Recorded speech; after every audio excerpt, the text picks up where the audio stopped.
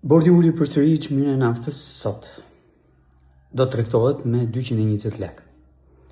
Reflekton do e mos zhvillimet e fundit në lidhjen e mesme, armë pushimin e vendosur atje midis Shtetet Bashkuara të Amerikës, Izraelit dhe Iranit dhe hapjen e ngushtisës së Hormuzit. Deri këtu jemi ok. Dhe unë mendoj që do të vijoj të reflektoj edhe më shumë në ditët në vijim, nëse paqja do të shkojë deri në fund.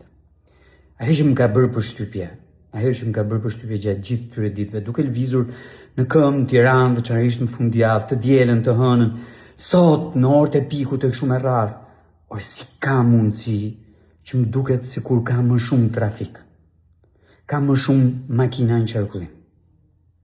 Po si ka mundësi që se çon njëri në mendje që çmimi është i lartë dhe duhet kursyer. Njëri aspekt ky. Në krahun tjetër, a mundet që qeveria të qëndronte thjesht dhe vetëm me bordin dhe me atë 9 lekshin e akcizës në zbritje si masa për këtë situatë?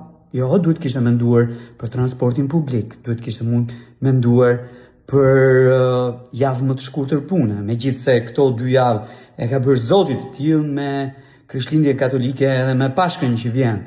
Po duhet kishte menduar për punë nga shtëpia, me qëllim që lëvizja të ishte kufizuar, se para janë ato që shpenzohen tek nafta e masat të tjera të rëndësishme në këtë aspekt për të shkuar tek masat strategjike.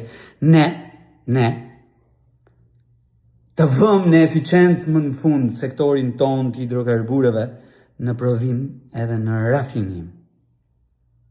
E fundit gjë që kam, po si ka mundësi që edhe në të tilla kushte, edhe kur paguajmë 224 lekë litrin e naftës, atje në pompë më kanë quar disa video, njerëz ndryshëm i pyesin, e do faturën? A e do faturën? Po ç'a do me thënë? E do apo jo faturën? Kur raportohet ajo blerje për cilën nuk merret fatura? Kur raportohet?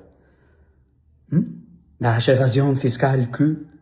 Me çmime edhe më të rritura apo jo? Nuk di.